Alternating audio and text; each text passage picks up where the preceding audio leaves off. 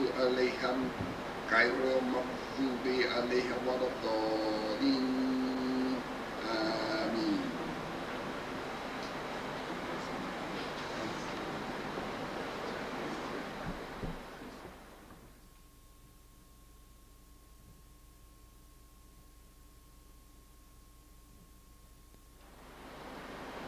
Assalamu alaikum, my beloved brothers and sisters. Again, it's always a pleasure for me to come before you to speak about the Quran and the Sunnah, inshallah. Talk about affairs and issues that are pertinent to us as a people. If you have your books, inshallah, we're going to read some hadith today and some Quranic verse. We're going to have a brief discussion, inshallah. I want to go to, in Kitab al-Iman, the book of faith, hadith number 8.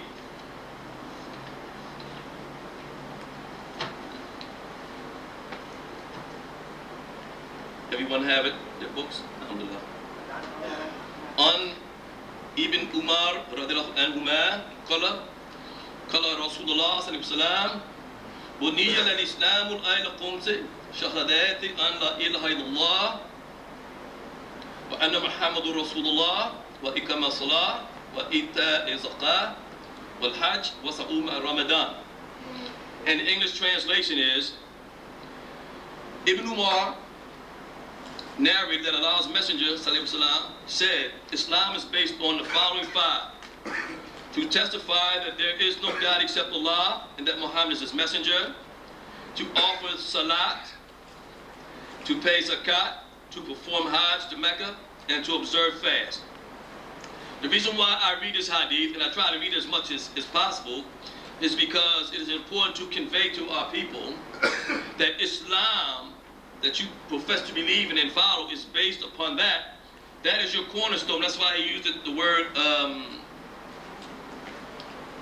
buniyya, which is like a building, a structure. So it's saying that your faith is founded upon that.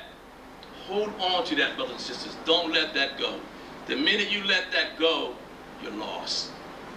It's like a boat that's tied, that's anchored to the shore, and the wind and the sea is unable to pull it out.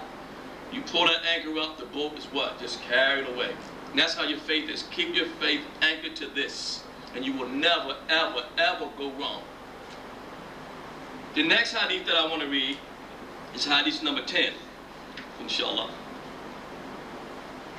An Abdullah ibn Amr, radiallahu anhuma, an Nabiya sallallahu alayhi wa sallam, qala, Muslimuna man salima al-Muslimuna min lisanihi wa yadihi wal muhajir man hajjara man nakhallahu anhu. And that means, narrated Abdullah ibn Amr, the Prophet ﷺ said, a Muslim is the one who avoids harming Muslims with his tongue and hands. And a muhajir, or one who emigrates for the cause of God, is the one who gives up all that Allah Azza wa Jalla has forbidden. Now, keep these hadiths in your thoughts. Keep this in your mind. Because this is what is called the Sirat al-Mustaqim, or part thereof. The next hadith is number 12. On Abdullah ibn Amr, radiallahu anhuma, أن رجلا سأل رسول الله صلى الله عليه وسلم أي الإسلام خير؟ قال تطعم الطعام وتقرأ السلام على من عرفت ومن لم تعرف. Narrated Abdullah ibn Amr, a man asked the Prophet, whose Islam is good, or what sort of deeds of Islam are good? The Prophet replied, now listen to this, to feed others and to greet those whom you know and those who you don't know. Do you understand?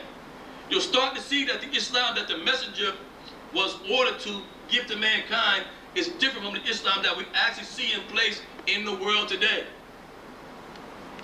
The next hadith, number 15.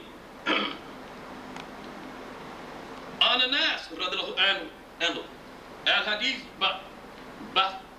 بعده وزاد في الأخير والناس أجمعين. Narrated in Nas by the Quran, Allah's Messenger ﷺ said, by him in whose hand my life is, none of you will have faith till he loves me more than his father and his children and all mankind. Now we discussed this hadith before. What that means is, it's not that you will love Muhammad more than you love your parents. That's impossible. But that means that you put him in a position in your life where he arbitrates all your affairs. He just told us that it's important for us to do what? Feed people. He said that a Muslim has to be cordial to each other. A Muslim has to be one who does not insult his brother or sister with his tongue or attack him with his hand. So that's why we have to love Muhammad, because once we love him, then he arbitrates our affairs. Another hadith, 26.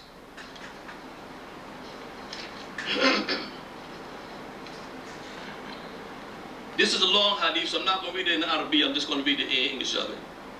Narrated Sa'd ibn Abi Waqqas, Allah's Messenger sallallahu alaihi wasallam distributed something amongst a group of people while I was sitting there. But Allah's Messenger sallallahu alaihi wasallam left the man whom I thought the best of the lot. Pay attention to this, please. I asked, O Allah's Messenger, why have you left that person? By Allah, I regard him as a faithful believer. The Prophet sallallahu alaihi wasallam commented, or merely a Muslim. I remained quiet for a while, but could not help repeating my question because of what I knew about him. And then I asked Allah's Messenger, sallallahu alaihi wasallam, why have you left so-and-so? By Allah, he is a faithful believer. The Prophet sallallahu alaihi wasallam again said, or merely a Muslim. And I could not help repeating my question because of what I knew about him. Then the Prophet sallallahu alaihi wasallam said, O Sa'd, I give to a person while another is dear to me, for fear that he might be thrown on his face in the fire by Allah.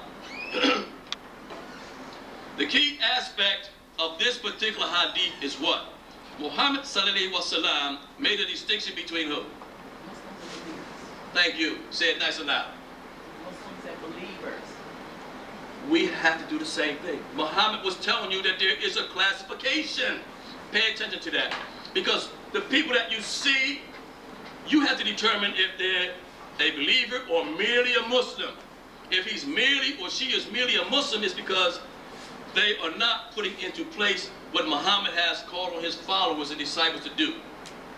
The whole purpose for our class is to develop disciples of Muhammad. Me and the Imam had a long talk about that. We're trying to get you to become disciples of the Prophet and not disciples of anybody else. Why? Because once you achieve that status, you'll become a shining light and a star for individuals to drift to for guidance. Yes, my brother. Walaikum salam. Would that be judgmental if I was to, look at this brother and say, he a Muslim or he a believer? And I might, in my mind, I know what you're saying.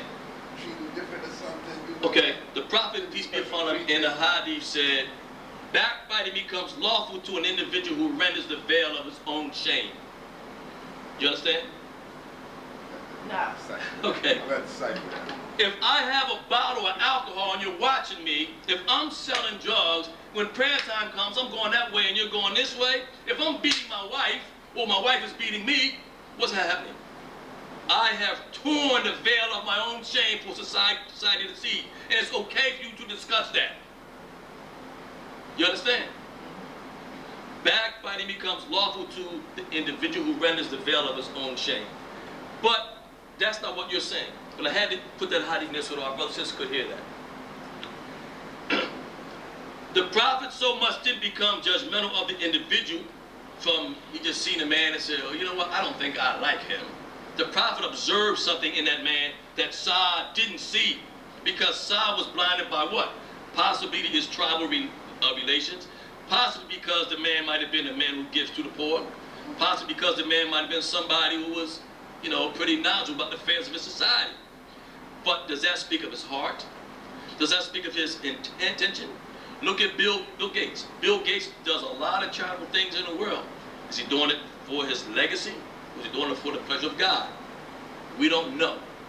In other words, If you do things for yourself and your legacy, it has no weight with God. If you do things for God, that's where the blessings come. No, the Muhammad, peace be upon him, was able to see things and hear things that we were not privileged to, because the angels revealed the souls of a lot of people. And Muhammad also knew human beings. That's one of the gifts of being a prophet. They can look at a human being and see the content of their heart. Did that answer your question, brother? Well, tell me where it's not, because I don't want you to leave here with doubt.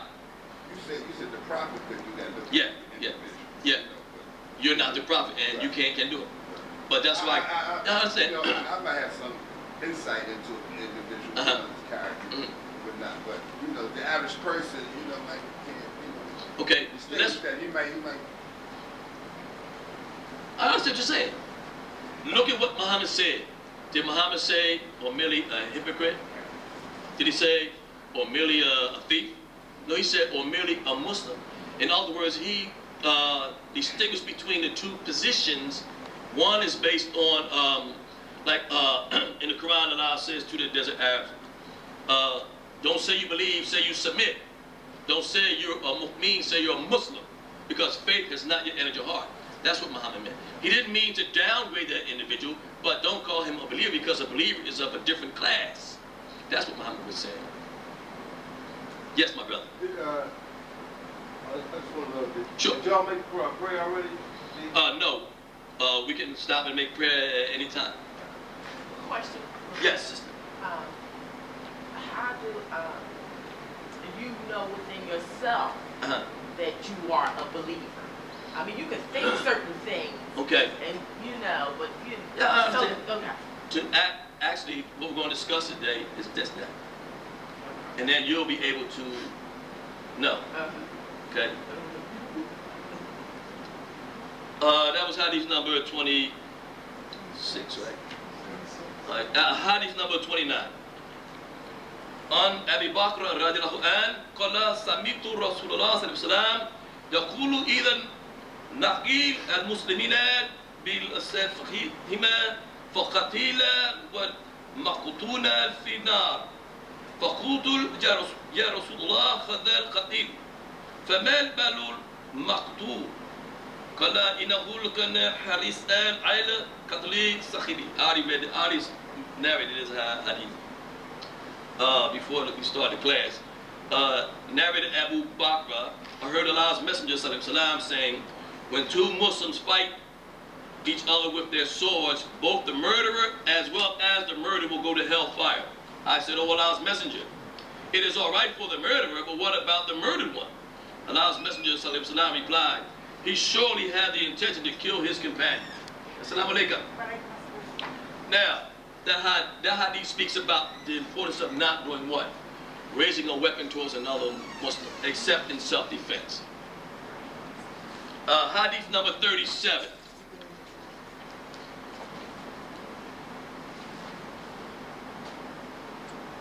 وعن narrated Abu Hurairah radiallahu anhu أن النبي قال إن الذين يصر ولن يشاد الذين أخذوا إلى غلاه فسددوا وقاربوا وأبصروا واستعينوا بقدوات وروحات وشيء من الدجاج. Listen to this one. This is another key hadith. Narrated Abu Hurairah and the Prophet ﷺ said, religion is very easy, and whoever overwhelms himself in his religion will not be able to continue in that way. So you should not be extremists, but try to be near to perfection and receive the good tidings that you will be rewarded and gain strength by offering the prayers in the mornings, afternoons, and during the last hours of the night. So Islam is really easy. It becomes hard when you add things to it, and then you try to upkeep everything that you add to it. And that's why the Islamic world is in a shambles today. Hadith number 43. I have, I'm going to read these three hadiths and then we'll break for Salah. Hadith number 43. This is one of my favorite hadiths. This is also long, so I'm not going to read it in Arabic. narrated Tahal ibn Ubaydullah radiallahu anhu. A man from Najd with unkempt hair came to Allah's messenger, sallallahu alaihi wasallam. Now listen to this. A man came with unkempt hair, meaning that he had like a dreadlock thing going, but he wasn't taking care of it. And we heard his loud voice, but could not understand what he was saying. If he was speaking loud, that indicated that he was uncouth. That indicated that this gentleman was uncivilized and didn't have any manners or customs. Why? His hair is unkempt, he's living out in the desert, and he speaks loud even though he's in your face. We heard his loud voice but could not understand what he was saying till he came near. And then we came to know that he was asking about Islam. Allah's Messenger sallallahu alaihi wasallam said, you have to offer 5 salat perfectly in the day and the night. The man asked, are there any more salat? Now listen to this. Upon me, Allah's Messenger sallallahu alaihi wasallam replied, no. But if you want to offer nawafil or optional prayers, you can do so. Allah's Messenger sallallahu alaihi wasallam further said to him, you have to observe sawm or fasting during the month of Ramadan. The man asked, are there any more fasting upon me? Allah's Messenger sallallahu alaihi wasallam said, no.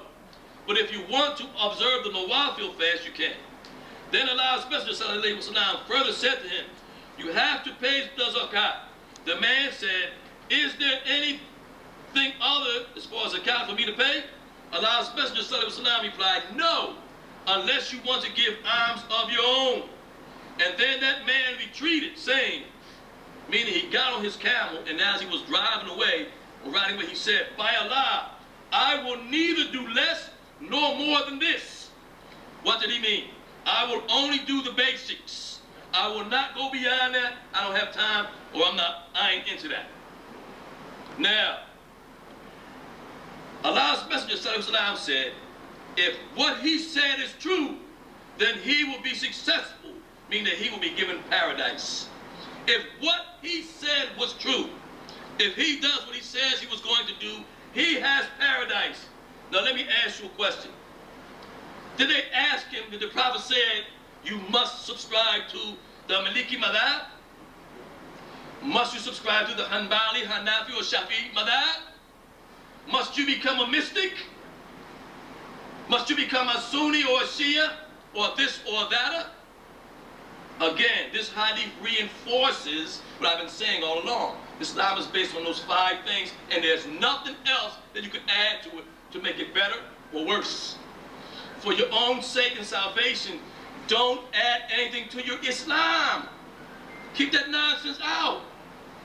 The Prophet, peace be upon him, all he asked his followers to do was this. And if you do this, then you have practiced your faith. And if you follow that, you grow from being merely a Muslim to a mu'min. Now, there's 2 more hadiths that I want to read before we actually make the salah. And for the sake of time, I'm not going to recite that, and that'll be here either.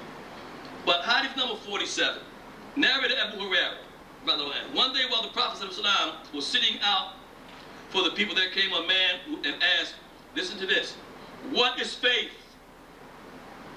Allah's Messenger ﷺ replied, faith is to believe in Allah, His angels, the meeting with Him, His messengers, and to believe in resurrection. Then he further asked, what is Islam?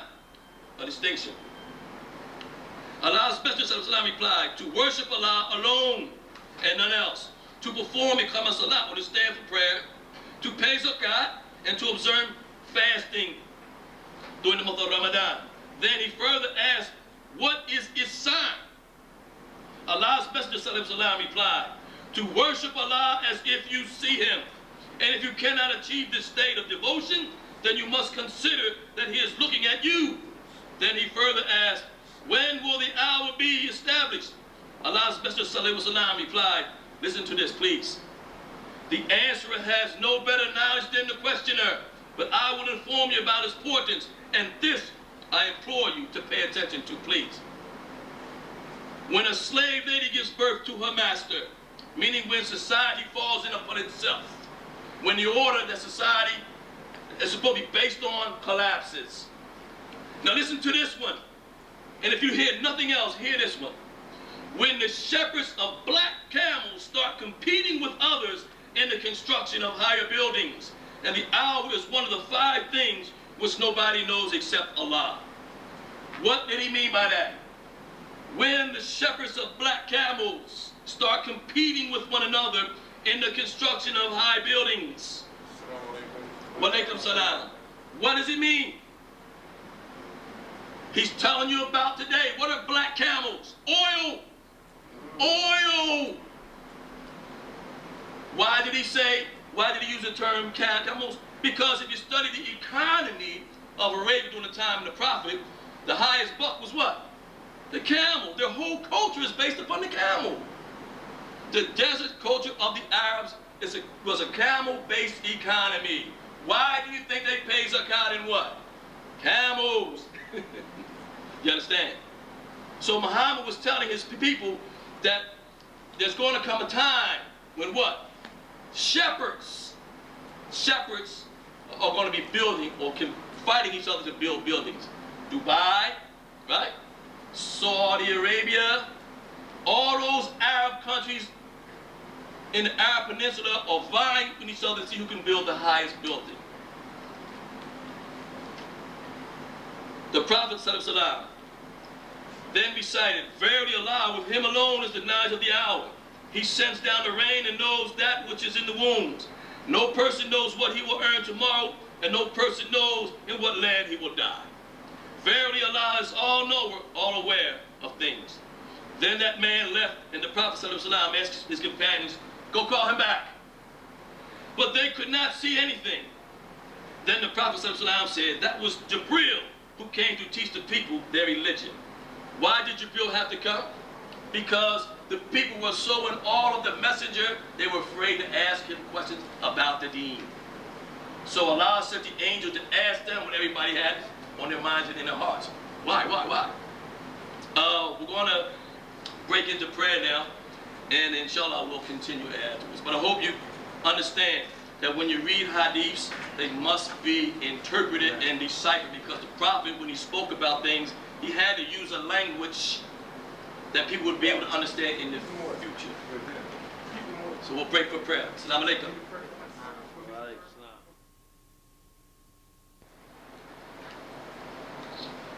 Assalamu alaikum, my brothers and sisters. Once again, we're back to continue our discussion on the Quran and the Hadith. We thank our beloved brother Imam for leading us in a wonderful prayer. And may Allah accept our prayer and bless us with forgiveness. And may we grasp some information and knowledge that Allah wants us to have, inshallah. The last hadith in this series for the day I want to read is An Jarir ibn Abdullah Bajali radhiyallahu anhu qala bayatu Rasulullah sallallahu alaihi wasallam ala ikami salah wa ita'i zakah wa nusuhi li kulli muslim. Very important hadith.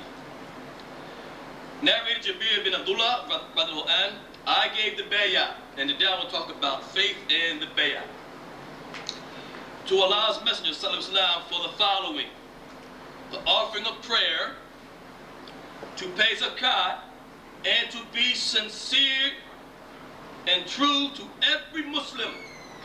Do you see?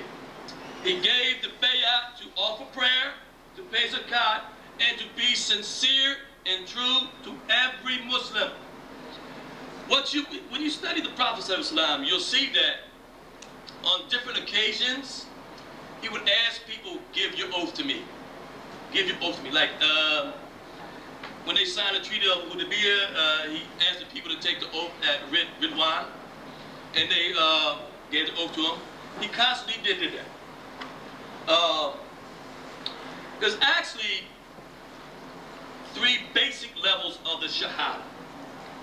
The Shahada proper, where one becomes a Muslim, and that's the initial Shahada. Then you have the Shahada of faith, which is the actual. And then you have the Shahada of Ihsan, which is the factual. Remember the hadith that I read when the brother came to the Prophet and said, what is Islam? What is Iman? What is Ihsan? indicating there's 3 levels of development for an individual who says, La ilaha illallah Muhammadur Rasulullah sallallahu alaihi wasallam. Most people that you meet in masjids or on the street are comfortable to remain at the initial phase. Therefore, they don't do anything to increase or to go to the next level. And understand this, because Allah created people with different faculties and different grades, some people can't go beyond that. Does it mean that they will not get paradise? No, they will get paradise. We just read hadith to prove that. But the thing is this, that an individual should try to go as far as their capacity allows, especially when it comes to something as important as where you will spend your eternity. So again, there's the initial, which is based on when you first become a Muslim. There's the actual, which is based on the faith. And there's the factual, which is based on Islam.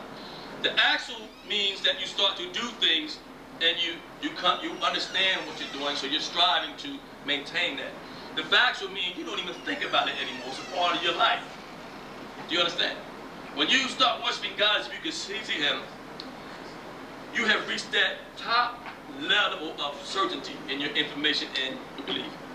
The 4th Caliph Ali alayhi salam was asked one day on the battlefield by one of his supporters, have you seen God? Have you seen Allah?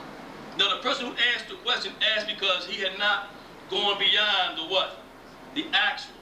You see what I'm saying? He was still, he had not gone beyond the initial. So he does not know where and who God is. So he asked him, have you seen God? Therefore he thought, like that hadith says, where the Prophet said, you will see God like you see the moon. That doesn't mean that you will actually see God, but you become so strong in your faith that there is Allah, that Allah does exist, that you don't have to see it with your eyes, you see it with your mind and your heart, and you know. So this brother who was still in the initial phase asked a man who was in the factual stage, and he said, I would not worship a God that I can't see. And what he meant by that was, I see Him with the eyes of faith. He exists because I exist. Now, if you have your Holy Qurans, I want to go to Surah 66. But before I do that, we all know that we lost one of our beloved members of the Masjid, Sister Brenda passed. When I attended her funeral and everything here, one of the things I wanted to do was to gauge the response of the people who attended the funeral, and it was, wow, packed. It was packed. And when the brother was enumerating her many qualities, my heart was just pounding. I seen a few people who were somewhat teary-eyed, but I was so overjoyed. Because you cannot, if you understand, if you are still in the initial phase, you see death through sorrow and sadness. But if you're walking in the actual and the factual, you see, wow, it's like somebody who ran and then they wanted to go. You cheer. You cheer. So when they brought her casket by, I had it right on. You see what I'm saying? You're suffering. You are still trying to get where she's at. You might not make it. She made it. There is no evidence to prove that she did not make it. Everything from what I know of the Quran and the Sunnah points to the fact that this individual right now is there. And we're still here, trying to get there. Why are you sad? Why are you sad? She succeeded. The fact that she had that illness, God says when He inflicts you with that illness, that's my way of giving you paradise. If she had any sins, the illness wipes it away. The part why we get sick is because that's God's way of doing what? What we can't do. I can't repent enough and stop stealing. Therefore, Allah will give me an illness to burn off the dross of sin. Another thing, she actually existed in the factual state. She walked with Allah as if she saw Him, and I didn't know it, and I'm mad at y'all. Y'all didn't tell me that there was a wali in the mosque. You know what a wali is? A friend of Allah. A friend of Allah is not based on knowledge, because there's many scholars who aren't walking with God. It's based on faith, what you know in your heart and what you believe. This sister was a wali of Allah and nobody told me. I thought I was teaching her and she was teaching me, because she gave me the ultimate lesson, how to depart. I don't know that yet. I'm up here talking big and bad, but you don't know how I'm going to react when it's my time. I might be crawling and scratching. Wait a minute, trying to fight the angels off. You don't know. But you know what she did? She went out in the classic Islamic book, it's textbook. What did she say? Allah, I'm ready when you're ready. I'm ready. And the thing is, by me being a peanut head and read so many hadiths, I know a lot of things about death. God said to Muhammad, tell them, whoever loves to meet me, I will love to meet them. I have never in my life seen a better or firmer example of anyone who wanted to meet God so bad. And guess what? She kept it to herself. She kept it to herself. She had all the characteristics of a person who achieved the state of Iman. The state of Iman. I have not reached it. I have not said it. And I will not make that claim. The people who reach the state of Iman, you know that. And then you know how when a person is saint, and I'm using saint to translate wali, which means a friend of God, not in the Catholic sense. She was a friend of God. She loved God. God was with her. When her time came, she went gladly into the arms of Allah. The angels met her bowing and saluting her. She was uplifted to the state of glory which you and I might not make. And therefore I looked at her and I said, wow, you know, here it is. This wali was in the masjid, and I'm always looking for somebody like that. But you don't know them until they die. They're not known until they die. If you look at a person and you say, well, that person is a wali and they're still alive, you're a fool. The proof comes on how they die and who shows up when they die. This lady was in helping people in hospitals, baking bread, serving the hot dogs after prayer, coming to this masjid to hear me battle with my insanity and sneaking up when nobody's around and trying to pass me money to buy DVDs for the class. That's the type of person that she was. And now God took her from us. But you know why I was so glad, and I mean, it was such an honor. I thank God that He blessed me to meet a person like that, because I've never met anybody like that. Being a wali is not based on knowledge or information, but how you read the Quran. It's how you respond and act. And she had all the markings. I'm going to tell you something. Yeah, you listen and you hear me good. Sister Catherine Drexel and Mother Teresa had nothing on her. Why? They had the financial backing of the Catholic Church, the richest institution on the planet. She was a member of this mosque. She worked for God. She did everything to try to please people, to make people's lives better for the sake of Allah. They did it for to please Jesus or Christ or the Pope. I'm not saying they weren't, because it means they were, but they can't tie her shoelaces, and that's a fact. Do you understand? If they were closer to God than she was, they would not have been calling Mary the mother of God and Jesus God the Son and God. Do you understand? Allah touched that woman's heart so that he showed her his reflection. She saw it. Like Ali was asked, have you seen God? I wouldn't worship a God that I couldn't see. She saw Allah. She was the beloved of Muhammad. So let us not be upset or sad that she's not here. Let us be thankful that somebody from this masjid achieved success. When Imam Ali got chopped in the head with that sword by that good Muslim brother, what was his last words? Thank you, God, I succeeded. Meaning that I have lived a life trying to please you, and now I'm going to die. Thank you. Death is the ultimate end for our lives here. It is not the end, it is the beginning. What we dumped in that grave was what? A carcass. Don't think it was more than what it was. It was a carcass, brothers and sisters. Like the Imam says in his kubas, is what? A soul dragging around the carcass. She dropped her soul, her carcass in that pit, the hole, and they put a big block over it. So we're not worshiping the body. You see what I'm saying? We don't acknowledge the body as having any value. because that body was driven by a beautiful, perfect soul. Yes, my sister.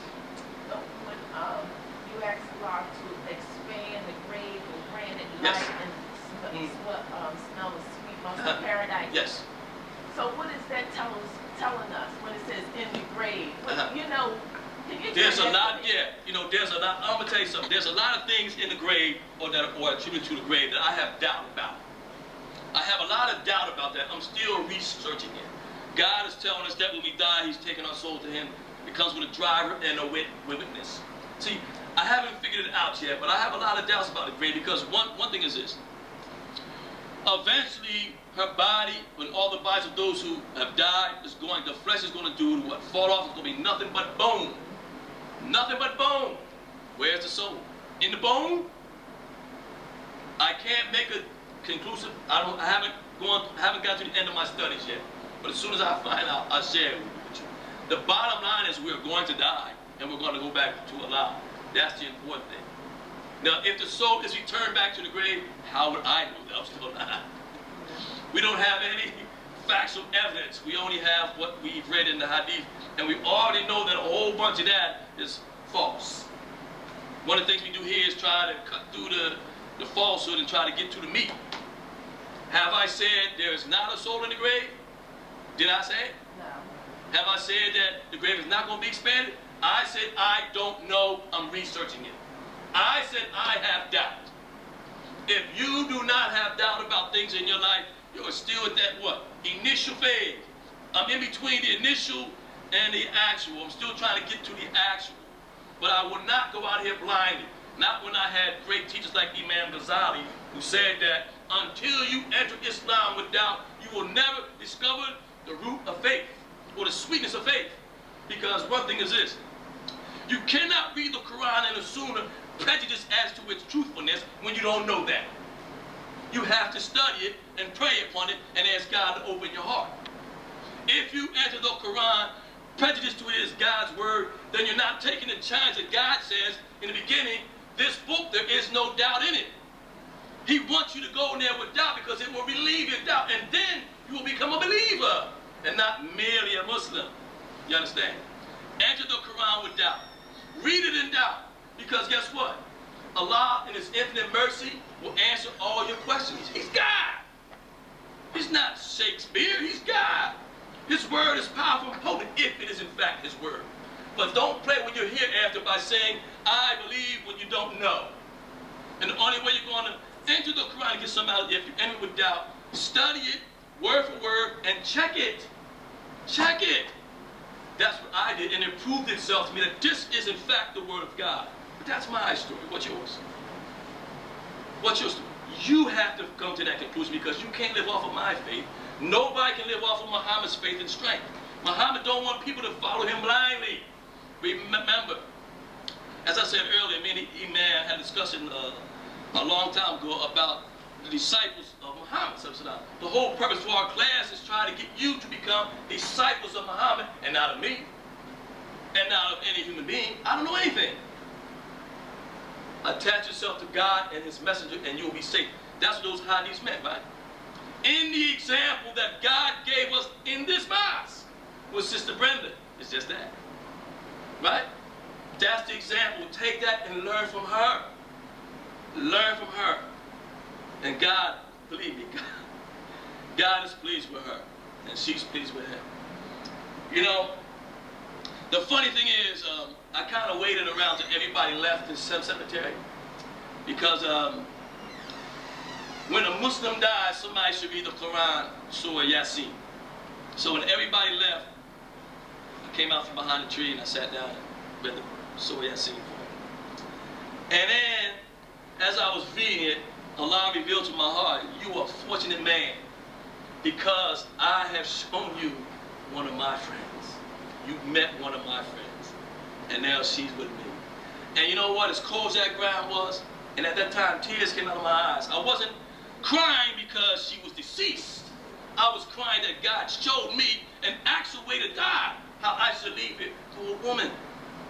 To a woman. A saintly woman. And I thank God, I thank Him so much for the opportunity to see it, to meet a person who was a real Muslim and a believer. and walk in the state of Islam, where are you going to find that at? You are not going to find it in any person who's a fanatic. You're not going to find it in any person who's a part of a school of thought or a sect. You're going to find a person whose heart is open for God and always trying to do God's will. So we should thank God that she was here for us to see. But we must take what she taught us and take it out to the world. Yes, my brother. Yes, but I'd like to really elaborate on so the scene where Allah actually, Sister Brenda, should I feed those that should be fed? Sister Brenda did that. So when you look at her actions throughout the masjid, like you said, she lived up to that. I'm saying we can't find a better example. But what does that tell you about this masjid? This masjid is special. I'm saying if you got people like that that's in this masjid, why would you want to be somewhere else? Why would you want to be somewhere else? Yeah, see, I don't understand. You know, I'm convinced that this is a blessed place. As far as the Quran goes, if you have your Quran, let's go to Surah 6, Ayat 159. Surah 66? No, Surah 6. Because what I'm going to read, inshallah, is based on the different levels of the Tashahhud. The last level, this is Tashahhud you say when you reach your factual state. And this is what Sister Brenda was here. She was at this level here. Ayat 159. Do you all have it? 159. 159 in Surah 6. إن الذين فرقوا دينهم وكانوا شيعا لست منهم في شيء إنما أمرهم إلى الله ثم ينبئهم بما كانوا يفعلون. Surely they who divided their religion into parts and became sects, you have no concern with them. Their affair is only with Allah. Then He will inform them of what they did. What this verse is saying to you, what God is saying to you, when you become a Muslim, do not subscribe to any sect. No school of law, no sect, no school of law. Subscribe to what we read in the hadith from the mouth of Muhammad. Now, for an individual to subscribe to Ayat 159 is an individual who has reached the second phase of their Islamic existence. The people in the first phase, the initial, don't have the ability or the information to progress beyond sectarianism. Because Islam today is riddled with sectarianism. You can't go anywhere in the world and not be confronted with sectarianism. Only in the United States of America do you have people who have the ability and the propensity to go beyond that because they have no genealogical tie to anything else but God. And that's what Sister Brenda's, the message of her life is that. She had no sectarian affiliation except with God. The next verse. Man ja'al bil hasanati falah asharu amthaliha wa man ja'al bi sayyiati fala yujza ila mithlaha wal hum yazlamun. Whoever brings a good deed, he shall have 10 like it. And whoever brings an evil deed, he shall be recompensed only with the like of it. And they shall not be dealt with unjustly. Now what Allah is saying to you is that once you reach that state, this is how you will exist. If you make an error, you get charged for 1. If you do one good thing, you get the credit of 10. And the hadith takes it more than that. The next verse. Now listen to me, because this is when you get to this point in your life, you have achieved success as a human being. And there's no turning back, because once you have gotten that sign in your blood, it's impossible to give it up because you're convinced. It's like if somebody had a glass of water with urine in it, and then you have a glass here. Some people might have become addicted to drinking urine, right? But the person who is sure that the water is pure is going to drink what? The water. You will never turn back to drinking that. Do you understand? That's the state of Islam.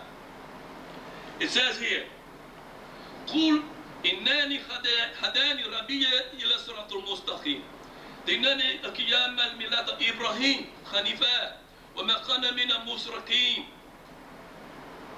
Say, surely, as for me, my Lord has guided me to the right path, to a most right religion, the faith of Ibrahim, the upright one.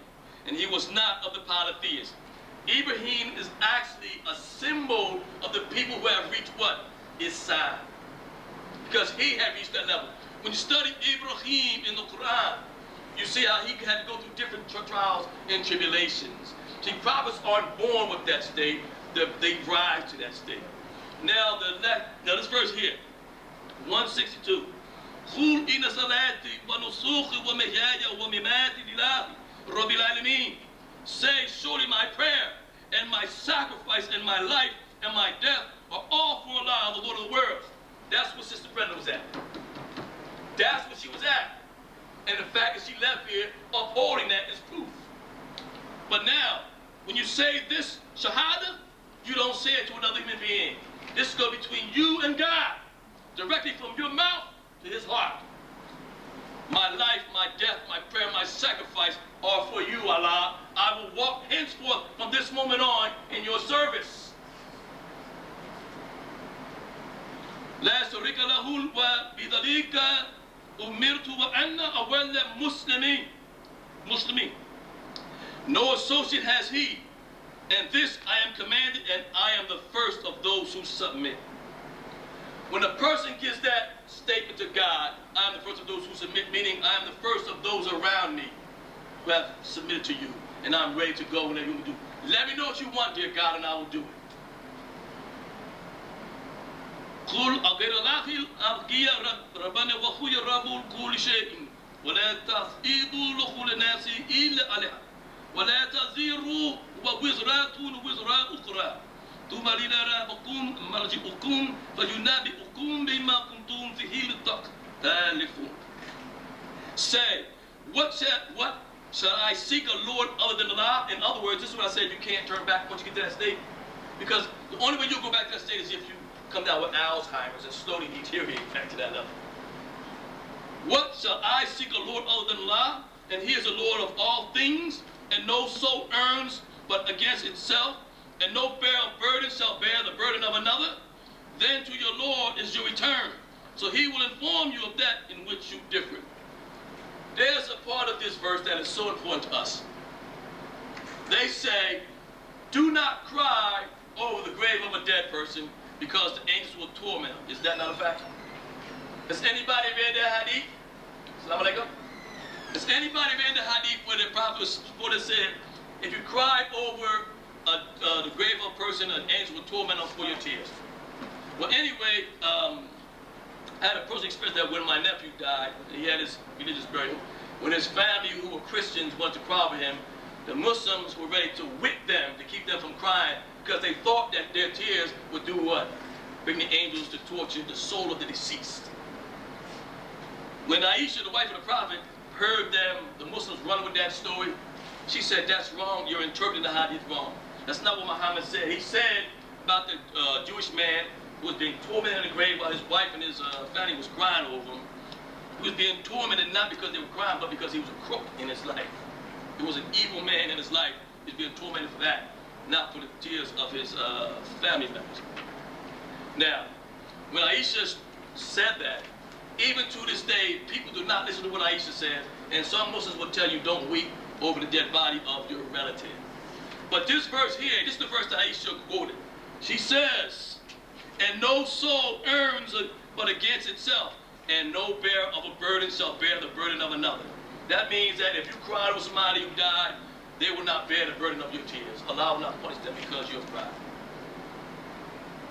And now, وَهُوَ الَّذِي جَعَلَ لَكُمْ خَلَائِفَ الْأَرْضِ وَرَفَعَ بَعْضَكُمْ فَوْقَ الْبَعْضِ دَرَجَاتٍ لِيَبْلُوَكُمْ فِيمَا آتَاكُمْ إِنَّ رَبَّكَ لَسَرِيعُ الْعِقَابِ وَإِنَّهُ لَغَفُورٌ رَحِيمٌ. And he it is who has made you successors in the land, and raised some of you above others by various grades and degrees, that he might try you by what he has given you. Surely your Lord is quick to requite evil, and he is most surely the forgiving, the merciful. Allah has blessed us with such good people like Sister Brenda, and now she's going to heaven. That means that others will have to rise up. But there's another side in that, my brothers and sisters. In Islam, when you put women in one scale and men in the other scale, in whose favor does it tilt? Let me ask that again. In the scales of Al-Islam, if you put women in one scale and men on the other, in whose favor does it tilt? Huh? Men. You know it. Men have the upper hand. And that's based on, again, Arab culture. I can't tell the story enough about the culture of the people of Yathrib, which became Madinatul Nabi, the city prophet, and the culture of the people of Mecca. The Meccans were conservative. The Madinites, or the people of Yathrib, were not conservative. They shared their relationship with their wives. They argued with their husbands. They disagreed with them. And they were not forced to bow every time they said bow. The women in Mecca didn't have that luxury because the Quraysh were more conservative. You understand? Don't take my word for a study. And as a female, you should be studying to find out why somebody's telling you if your husband is sick and got pus draining out his legs, you should be looking for a straw to suck it in. But listen to me. Allah did not give that grace that he gave to Sister Brenda to a man in his mosque. He gave it to a female. Right? There was, I don't know any man in this mosque, and you guys know better than me, who had achieved her state of Islam. It didn't show in their character. I want to go to another verse in the Quran. Surah Al-Fatiha, verse 6 and 7. Ihdina sirat al-mustaqim, sirat al-ladina an'amta alayhim, ghayril maghdubi alayhim wala-dhalin. You're asking God 17 times plus a day, keep us on the right path. The path of those upon whom thou hast bestowed favors, not the path of those upon whom thy wrath is brought down, nor of those who go astray. When you're in your first level of growth as an initial Muslim, when you're in that state of being a Muslim, the Fatiha doesn't go down to your heart. But in the second and third phase, that's when you start to understand and comprehend. The Sirat al-Mustaqim, it says the path of those who have earned God's grace and not those who have gone astray. How do you earn God's grace?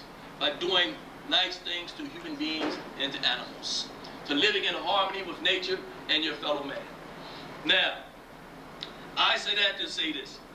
After reading those hadith of the Prophet where he ordered his followers to be cordial not only to themselves but to all humanity, is that evident in the world? It's not evident. Nobody can chop a head faster than a Muslim. Nobody can steal the rights of a woman faster than a Muslim man. Muslims have a lot of problems in the world, and the reason why is they separated themselves from what? The discipleship of Muhammad. They separated themselves from what? The teachings of the Quran al-Kareem and from the worship of God himself. Now, we know, when you study the tafsir, Ayat 7 is talking about Christians and Jews who are part of the Islamic infrastructure.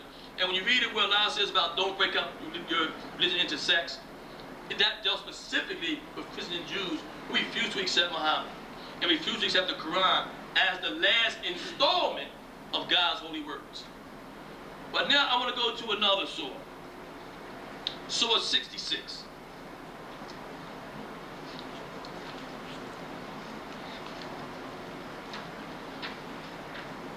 And I want to say this, brothers and sisters. Islam will remain under the curse of Allah. Here we begin. Islam will remain under the curse of Allah as long as women are not given their rights. Allah will not bless a people who oppress another section of society. The Quran tells you, the Quran does not support or uphold slavery. Quran tried to regulate it and gradually eradicate it. That's why whenever somebody did something, what did Allah say do? Free a slave, free a slave, free a slave, free a slave. You see what I'm saying? Slavery, if they would have followed the natural course of Islam, it would have eventually weeded itself out. But it didn't. It took the Christians and the Europeans to bring an end to it. And that's another story which we'll deal with at another time. All right, now, Verse 6 in Surah 66. Ya ayyuhalladhina aminu qu anfusakum wa ahlikum naran وقودها الناس وهجرات عليها الملائكة وقيل شداد لا يحسون لها ما أمرهم ويفعلون ما يؤمرون. O you who believe, save yourselves and your families from a fire whose fuel is men and stones. Over it are angels stern and strong. They do not disobey Allah in what He commands them, and do as they are commanded. I didn't really want to get into that verse, but I wanted you to hear it because I'm going to tell you something. The hereafter is a very serious affair. It's serious business. And if you don't have yourself right with Allah, He says, over it are angels stern and strong. They do not disobey Allah in what He commands them. You can cry, weep, moan, beg, plead. Nothing you could say will touch the heart of an angel because they don't have hearts. Nothing you say will make the angel say, well, I'll hide this one. The rest of you go.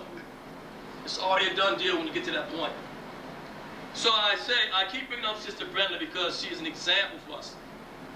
You have to have that type of faith. You have to have that strength of character and that willingness to confront the unknown because it's coming. It's coming. Prepare yourself for it. Everybody in here will meet God.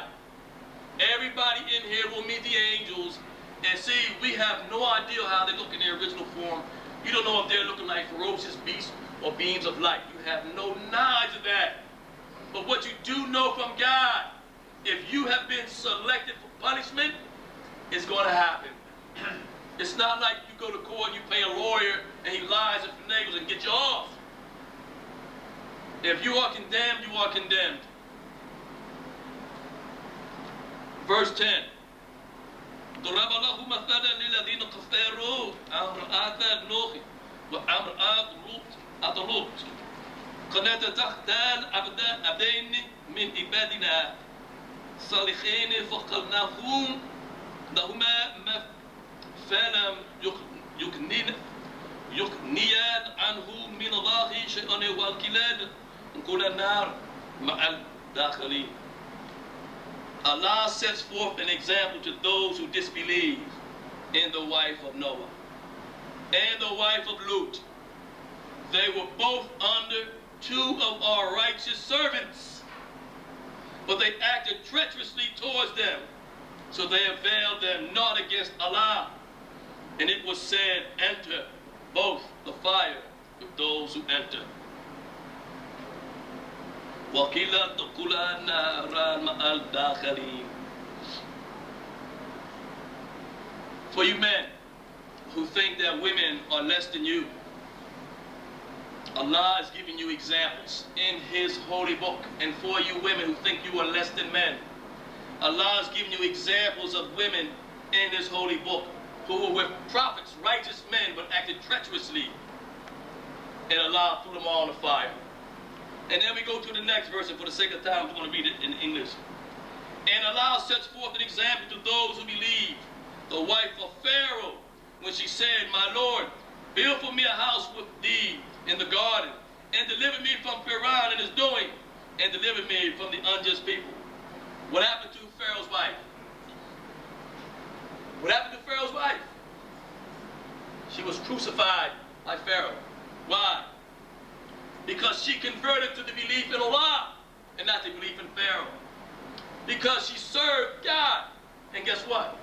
Why do you think she said, my Lord, build for me a house with thee? Why did she say that? Because Allah showed her paradise. Because she saw Allah. Not in His essence, no one will ever see that. She saw Him with the eye of certainty, like our sister. She knew that God was God and that Pharaoh was a man who urinated at night and ate food during the day, who slept. She realized that there is no God but the one true Creator, and she served Him at what cost? A life.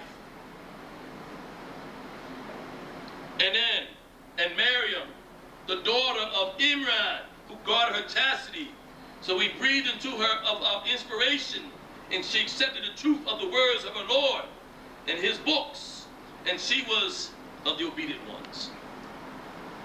Two examples of women that Allah honored. Two examples that prove to humanity there's no difference in what they call the sexes. The difference is in what?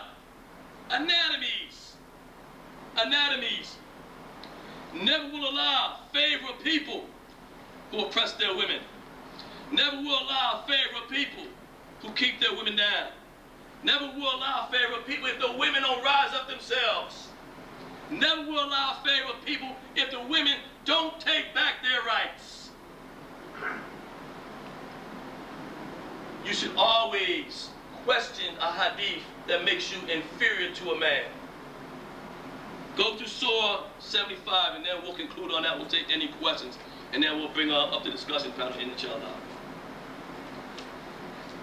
Surah 75, Qiyamah, is a surah that has so much truth in it.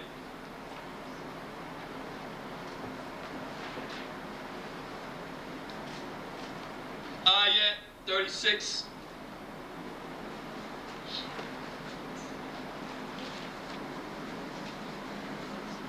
أيسأل الإنسان أن يترك سدى ألم يكن نطفة من مني يمنى ثم كان علاقة فخلق الفصوان فتجعل منه زوجين ذكر الأنثى. And that's the key right there. فتجعل منه زوجين ذكر الأنثى. أليس ذلك بقادر على أن يحيي الموتى. In verse 39 is the key, my brothers and sisters, to existence among human beings. Assalamu alaikum. فَجَعَلَ مِنْهُ زَوْجَيْنِ ذَكَرُ أُنثَى. And he made them two. أَذَكَرُ, one male, وَأُنثَى, and one a female. But go up to verse 36. Does man think he is to be left to wander without aim? أَيَسْأَلُ الْإِنسَانِ. They tell insan to mean man. That can also mean mankind, the species. Does man think that he will be left to wander without an aim, meaning men and women? Was he not a small seed in the seminal elements? Men and women. You can translate that, were they not? In other words, in this part of your development as a human creature, there is no difference between male and female in the embryonic state. You understand? That's what God is saying. Then he was a clot of blood. So he created him, then made him perfect. And then when you get to verse 39, then he made of him two kinds, the male and the female. And the last one is he not able to give life to the dead? But the key in this surah is, then he made of him two kinds, the male and the what? What do you learn? What do you learn as far as your life essence, your soul, that thing which propels this? There's no difference between a male and a female. And that itself proves the equality of the two. Do you understand? You cannot let men take that away from you. When they try, you go to this verse. There's not one hadith that can abrogate a Quranic verse. And if you're smart and intelligent, you realize that this verse is telling you that there's no difference between human beings except in the physical anatomy. And Allah says in the other surahs that we read that he created people in grades. Some people are more intelligent than others. But don't fall for that thing that men are better than you. That I just read in a book by a great scholar who I admire. But even he was misled, believing that women were less than men. And he was a scholar who knew this by heart. But in his time period, because he was not of our day, women were in a different category by social mores and taboos. Women couldn't do things because men would not allow them. One of the reasons why Islam is among our people, because you don't have those constrictions. The women in the East do. You must reclaim your freedom. You must reclaim who you are as a being, Because like Sister Brenda, you will pass and be judged. And men, you will be punished for keeping the soul down. And God says here, he created them male and female. But the essence in a human being is the soul.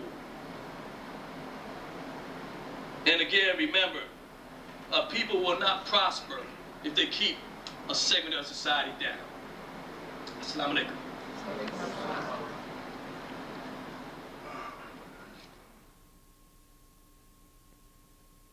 Islam in Focus from the African American perspective. I'm Idris Guyton. I'm filling in today for Imam Jamil Abdullah. Today we're going to discuss a little bit about the pillars of Islam and some of the things that we learned in the Hadith class today. I have a few guests that's going to field any questions or try to divulge knowledge so that we can all reach a higher ground. To my left, Brother Jerry Bulliford, Brother Kareem Muhammad, and to my right, Sisters Teal Ellington and Atia Driver, Sister Atia Driver. First thing I want to talk about is zakat. It's one of the five pillars of Islam. Allah commands us to give zakat, but yet we find it hard. We struggle with getting it and giving it in our community, in the African American community. So I wanted to know, from you, Brother Jerry, first, in your view, what is zakat? Well, giving of charity, any believer should want to. Can you speak up just a little bit? The giving of charity, any believer should want to give zakat. Even for his family members who are non-believers, such as your mother, your grandmother, because I think most of us are like first, second generation Muslim. And they always taught you to give till it hurts. Okay. So it's almost natural. Okay. Sister Tia, Brother Jerry was saying that, zakat is the giving to charity. What sort of things can you give? Like, is it just monetary? Does it limit itself to that with giving? It's not just monetary. I think part of the problem is that there's a concept that zakat is just monetary. People don't look at zakat as the deeds that you do every day. Whether you do those good deeds towards Muslim or non-Muslim, that's still zakat. So it's just having a broader view of what zakat entails. Okay, I can take that. What do you say? Why do you think, Sister Teal, it's so important? Why is it a pillar of Islam to give zakat? Why? Well, basically, it's important because those who have should give and support everyone who doesn't have. But I think the biggest difference we have is the calculation of the zakat, 2.5. Do we truly understand that we're supposed to give it after all our bills and everything else is paid for, and then zakat? But to me, the average Muslim don't know how to do that calculation. So when they do give, they just give from the heart to support everybody in the community. So once we start getting this calculation down, understand that we got to fill our own obligations within our household, we can pull out even though we've been doing that before. So it's very important to give back to the community as a whole and the surrounding community because we all fill our own obligations. Brother Kareem, now, in fulfilling obligations, let's say I'm a farmer, just by example. Times are pretty rough right now. I don't have, the money to give. However, I have a cow and a chicken, so on. In today's society, is that a noble way, giving zakat? If I gave up the chicken to the masjid, to the community, I think it's like a combination of what everybody said. I think it's like two aspects of zakat. It's like a personal level of zakat, what could be if you're knowledgeable about something and you're giving somebody some information. I think like what the sister was saying, maybe basically zakat can be any type of charity that you can give personally, but then it is a kind of system of zakat where, like I think the sister was saying, is a regulated 2.5 amount of you make every year, and that's something that's supposed to be given to the masjid because although it's nice to, give somebody a kind word or maybe give zakat in different ways, the masjid can't run on that. The masjid need money. So we got to be a certain level of money that got to be given to keep the Islamic community running, because zakat is supposed to be like the Islamic system of welfare, and the poor people got to be taken care of. So I think if you're a farmer and if you don't have money, food is definitely good, because we all got to eat. You know what I mean? And so I think that's an excellent form of zakat. You know, they get, especially with the food supply being so contaminated, we need wholesome food. So I think that's an excellent way. So to say that if you can give zakat monetarily, and you do provide some sort of a service, to give that service freely, you know, in the way of a law, to help the community, that is, in your opinion, you know, a good form of giving zakat. Absolutely. Well, one of the things that we also talked about in our hadith class was sectarianism.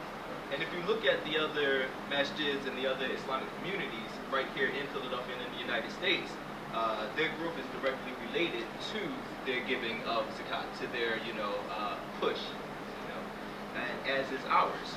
Now, my question is, how can we battle sectarianism and miseducation if we don't have the means or so to support our fight, to fight against it, when they do have the means to fight for it? And I put that question to you, Sister Tia. That's the biggest battle of mankind. If we actually look, we have, but we also feel that need that we need to have before we can give it out. And everybody believes is on different levels. Like Allah gives everybody to a degree of intelligence and working.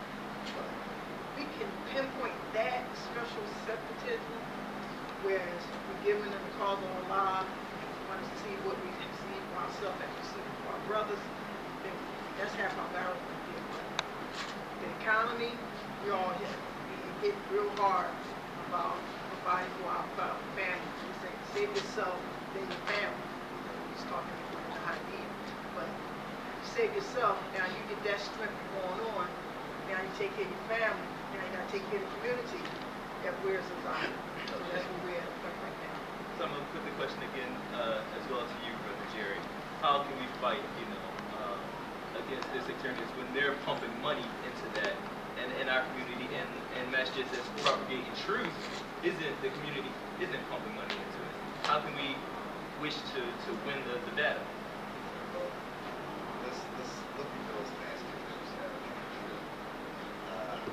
We're talking about it mainly masjid of African American. Yeah, that's predominantly African American. Okay. Now, still we have to get over that mentality. I got mine, you gotta get yours. And it's selfishness. We haven't been able to let that I got mine, you gotta get yours attitude go. I mean, once we can break that, I mean, a few dollars is not gonna make or break you. You know, once we can get over that mentality, then we're able to give from the heart and give till it, you know, they say give till it hurts, but it's really not gonna hurt you. You know, give so you can feel it. You know. And Sister Tia, as they were saying, we cling, you know, tooth and nail onto, you know, dollars or so on without giving it to the cause of Allah. Why do you think we do that and then spend it on something frivolous, something that makes no sense, like a new pair of shoes or so on, something that can't win any favor? And why do we do that? It's the mentality. It's the mentality of people. The mentality is something that's like one of the most hard things to change. And it's like if you don't have yourself in the right mindset, if you don't see where that giving benefits you, then you're going to go and spend it on frivolous things. And how do you propose we correct the mindset? How do you correct that mindset? Yeah, how do we start to educate people out of that mindset? What do you think? Well, first they have to want to be educated. You know, you can't educate somebody if they're not seeking knowledge. So you have to somehow kind of, and I don't know how, but you have to somehow try to impose some kind of desire for knowledge. And once they have a desire for knowledge, then you know you have to try to get them to come out to the masjid and to learn about their religion. A lot of people run around calling themselves Muslims, but what do you really know? So like really take the time to learn about your religion, and then you know then you can have a behavior that follows what you think. You can't have a certain behavior if you're not thinking correctly. Yeah. right, so I'm gonna take any questions from the audience on Zakat. I have a sister right here. Yes. Someone from the panel explained the difference between zakat and sadaqah. Sadaqah being what you give to the masjid itself or to the community as in zakat. Is that what you're saying? Right, just the difference so people can know that. I think it's like a little difference there. Sadaqah and zakat. Me looking at sadaqah versus zakat, to my understanding, sadaqah could be any small little, what they call a little sadaqah. That could be picking up a piece of trash. Anything, like I said, there's something obstructing the traffic, in the road obstructing traffic, to move that.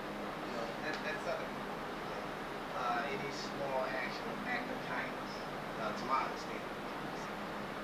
With the zakat, even go even more than that.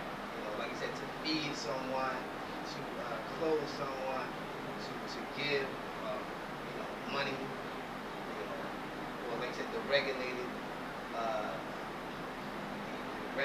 percentage.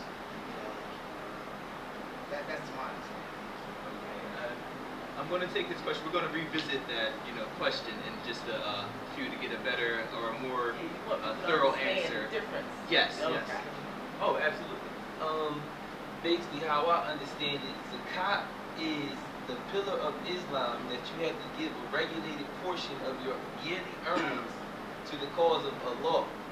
And if you don't have wealth, that's when the zakat can be whatever you have. But the sadaqah is basically the subrogatory givings, like extra givings. Like we was reading the hadith when the man was asking the Prophet, what is Islam? And then when he said the zakat, he said, is there any other giving after that? And then he said, was extra giving that you could give after that. And that would be sadaqah, and the zakat would be the required amount that you have to give every year. And I said a brother had his hand up, he had a question. I was just going to go on zakat and then the sadaqah. Okay, elaborate if you like. From my understanding of it, when you say zakat and sadaqah, I don't really see no difference pertaining to the time that they give it. You know what I'm saying? The sadaqah is, like you said, annually given. You know what I'm saying? The sadaqah is daily, every day. But you know what I'm saying? If you don't make it annually to the zakat time, all that sadaqah can also count for the same as zakat. I mean, the only thing you're doing is good deeds and feeding people and spreading whatever you have to somebody else. Anybody else would like to touch on that question? Yeah. I'm still trying to understand it myself, but I totally give, so I don't know the true definition of it. But what I read in the Quran about zakat 2.5, and the sadaqah is more, in my opinion, is the charity you give compared to the obligation of zakat. That's my understanding that I understand at this present time. We have one more. Would like to elaborate? Well, she stated the difference in system of the cottage, right? Sadaqah, when I read it, was broke down to that. Sadaqah means like give to charity or give up your ability, give it for knowledge, using your skill, anything that there, anything other, something like that. On the side, you have artistic skill, motor skill, educational skill, any skill that you offer.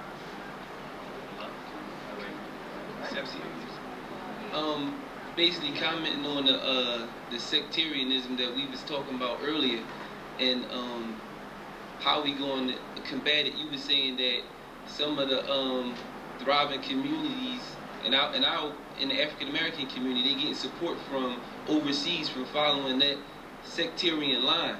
I think basically what we have to do is go back to how the Prophet and his community flourished. They wasn't getting sectarian backing from anyone except from Allah.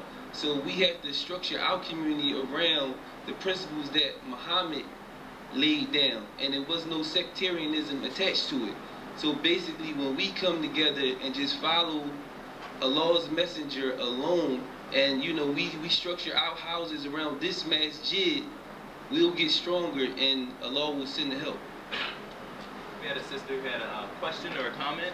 No, I was just saying, from my understanding, the law maybe a Sadaqah is 2.5% of whatever you have after you have paid all your bills and your debt, things like that, annually, a year. And Zakat is something like a charity thing, even just saying your greetings or something, you know, or just giving, like I said, out your greetings. Okay. Okay, any other questions? Yes. Well, I was asked, in African American community, when you give so much to, as a man said, to your holy house, when you attend to and you see that nothing's come of it, a lot of them back out from it because they feel as though what they give is being wasted or being used for other menial things. People want to see results. They want to see things come to life. That leads me to, you know, perfectly into this question is how is zakat used best? How can you be sure that your zakat, what you give, you know, is used, you know, most meaningfully? I'll give that to each panel member. You can hold the mic for response. So how can you be sure that your zakat yes, you want to see results. If you give $1, you want to see that dollar piece. You don't want to see someone driving around in, you know, a Bentley, you know, with your $1 that you gave to feed the community. Well, you know? right. That's why it's good to try to feed people yourself, you know, and make sure they get fed. You know, that way there's no middleman. I mean, if you want to give, you just give. You understand? So, you know, it's best to what I say. You know, they had that saying, random acts of kindness. You know, it's good to go out and try to perform random acts of kindness. So I would feed the poor myself, but I would still give, you know, zakat. Okay, I'm going to pass it over to Sister Tia on this side for the same question. How can you be sure, you know, that you'll be able to see the results of what you give, so that you know it's being used correctly? I'm taking this example from Masjid Muhammad in Washington, D.C., which I've attended somewhat regularly when I'm there on Fridays. Because what they do is they publish like a bulletin, and it delineates the building fund. It delineates money that was given towards the Sister Clara Muhammad School. It delineates every utility, every bill that the masjid has in its operations. And it also tells you the amount that was collected the previous week. It tells you the roughly the number of sisters and the number of brothers that attended, so that you do get a feeling of some sense of like transparency, that this is where your money is going. And I've never seen that done in any other masjid. Now that's only the way one community chooses to do it. Whether other communities choose to adopt that way is up to each individual community. But I can say, I can attest to it myself, that when you see that, you know how much money you contributed on whatever particular day. And you can say, you know, okay, X amount was used for this bill, X amount was used for that bill. You have a sense of, okay, this is where my money is going, and you really do feel like, you know, wow, this is what I contribute to. You know, just like you, when you pay your bills for your household, you know, like, oh, wow, gotta pay this bill. It's the same thing with the masjid. And that's the only example that I can see that really gives people a fundamental understanding of why money is necessary. It explains the magnitude of the bills that a masjid has in its total operations, and really gives you a better understanding of why you need to really make it, you know, mandatory upon yourself to contribute. You know, when you can't see that, it's very easy to think, you know, oh, I can just, you know, maybe give this week, maybe give that week. But when you see the magnitude of these dollar amounts, it makes it more real. Absolutely. So full disclosure, in your opinion, is the only way to give someone an honest view of where their money is going, and they can see it. Would you like to elaborate? My opinion is to get involved. If you don't ask the question or you don't come to see, I've been a part of this masjid for about 2 years and different other organizations that I'm affiliated with. But until you actually put in, you want to take out, you got to be a part of it, put in. Because sometimes we give to these clubs, DJ club, what do you get? You go shopping there, but you have to go there to shop to find out what's the discount prices. But my main thing is when I give money, I want to know where it goes. If I can't ask that question personally or see it for myself, because sometimes you don't see things because it's bigger than what you see, because it takes a whole community to fulfill that obligation. So I'm hoping the little part that I put into something, I can see the difference in anything I do, because I work hard for my money. I want to see the difference. I want to be a part of a movement. I want to be a part of something that's positive. So if I just get my money and say, all right, go ahead and do what you want to do, don't ask any questions, that's on me. If I want the accountability of what's happening, you've got to go to the person's like, I gave my money, where it's going to. Or I gave my time and service, not necessary money, but it's all about being involved, giving. And sometimes we give and we want so much back, but little can be given. So is that right to want something back for what you give? If you give something freely of yourself, is that, can I say, I'm going to give you this $1, but, I want you to remember that I gave you this $1 so that, I need it, you're going to... Me personally, I don't look at it if it's a whole cause and a meaning for it, because every cause don't succeed. But you have to try and be willing to sacrifice a loss to gain advantage. So I look at it like that. Everything I put my money into don't succeed. I put my money in my family. Sometimes we don't make that bill on time, but you got to make a try and attempt. And all my life we was brought up, if it's something that you want to do, you got to put into it. If you have doubts for it, you ask a question. If not, then chalk that up to experience. And the last comment on that goes to Brother Kareem. The original question was, how can you be sure that you see the efforts of your money or your zakat being used purposefully, being used righteously? I think one thing, like you have to be involved to actually see the zakat at work.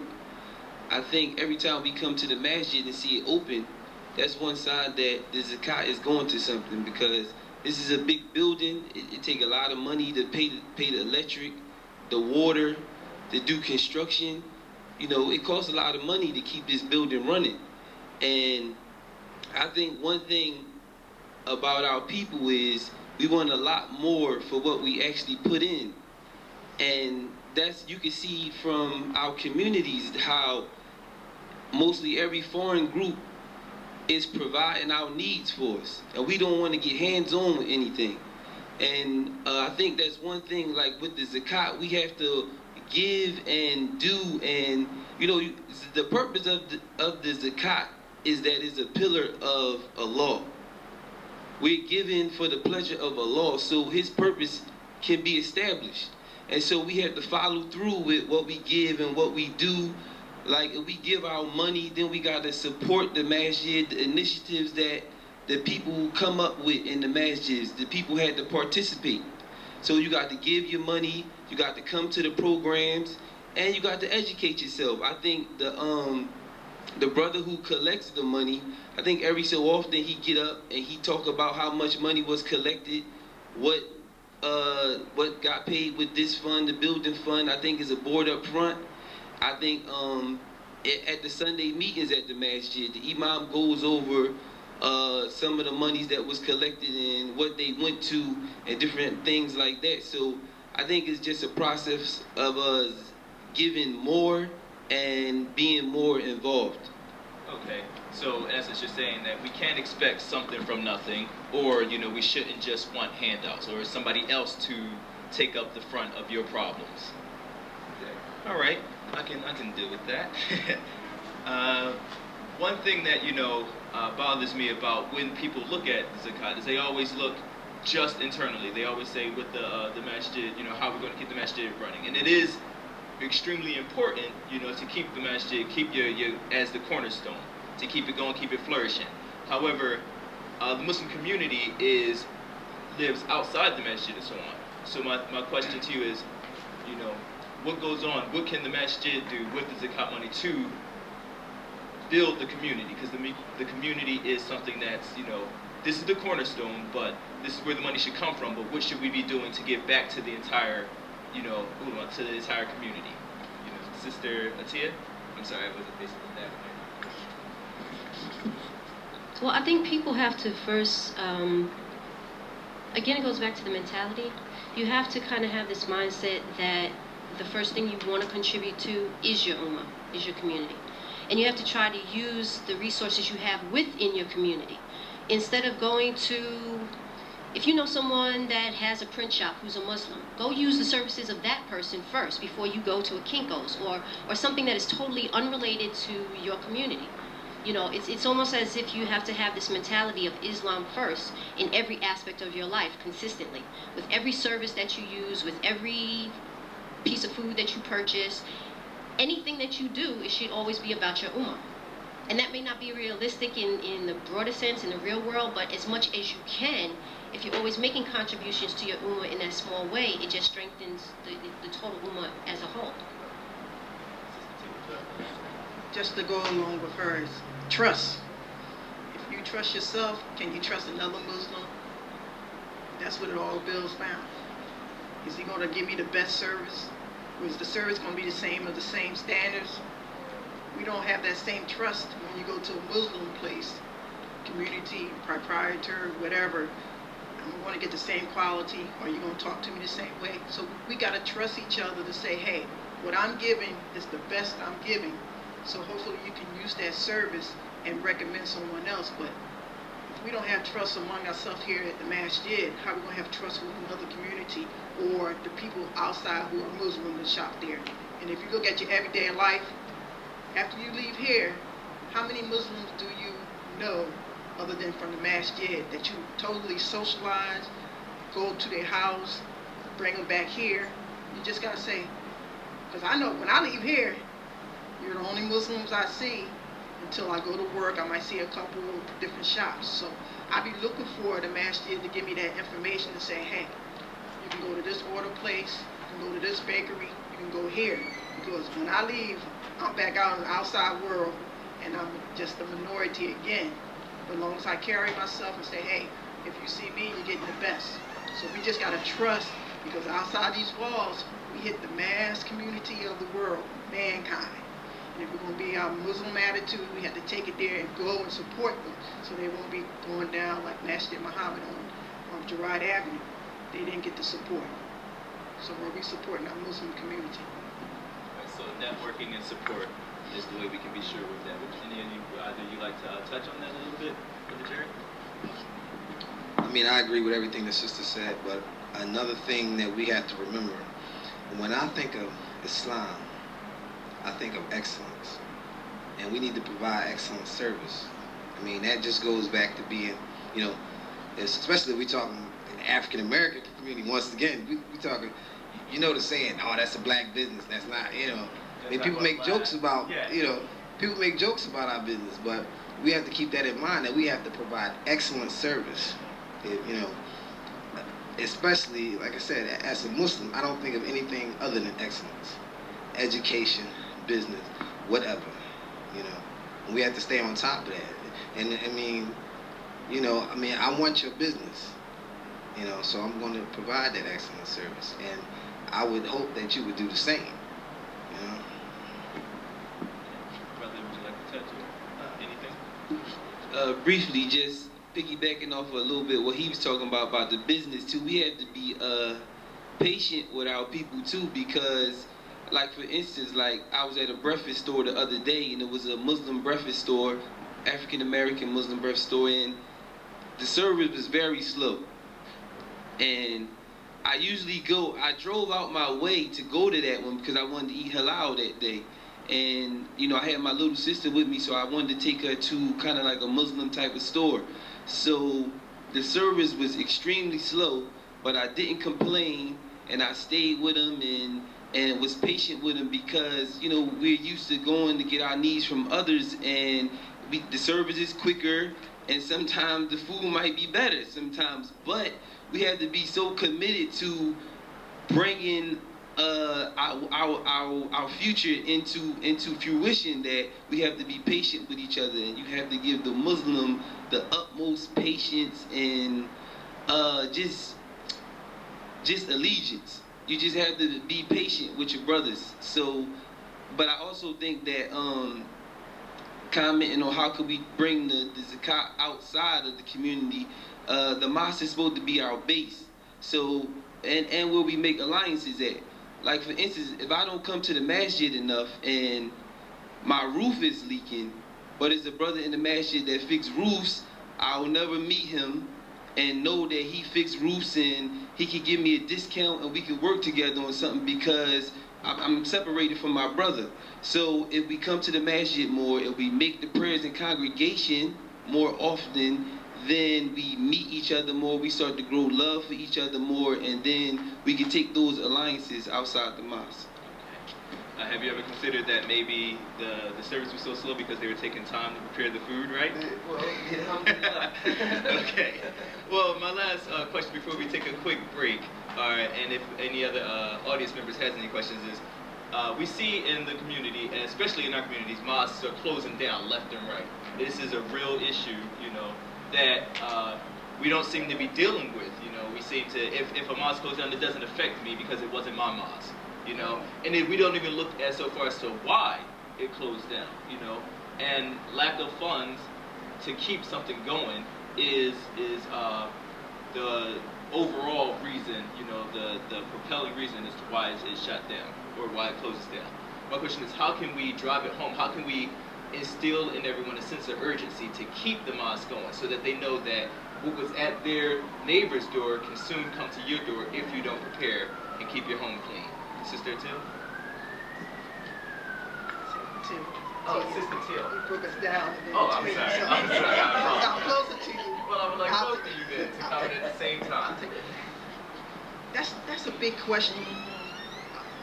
And there's really no true answer that I can give because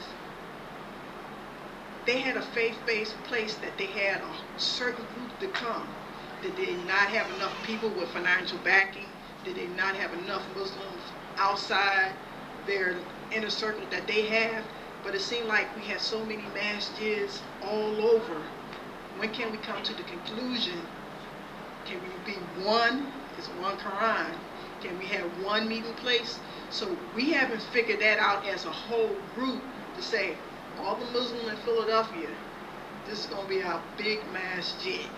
So once we come to that conclusion and take every little entity of Islam, then you go with the separatism, separation, belief, ritual, and say we coming under the Quran and bring everybody into one masjid. You know how much wealth we would have? You know how much wealth building we have? Then you won't have the little ones going down because if you got 10 or 15 people going to one masjid, you're not going to get that financial backing totally. You may not get that financial backing, but the question is still that if the people who weren't giving to the little one, now you have a bunch of people not giving to the big one. You know, the big one falls, you know, collapses, and now you're totally without. You know, how do we...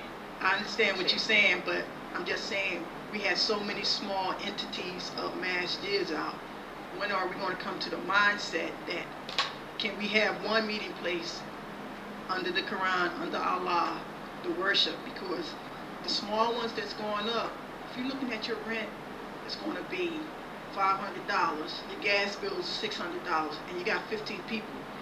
If you don't know anyone backing you and giving you that money in, how can you expect to build? So if we can come together as Muslims under one with everybody, then you got to mean who's going to lead them, who's going to do this.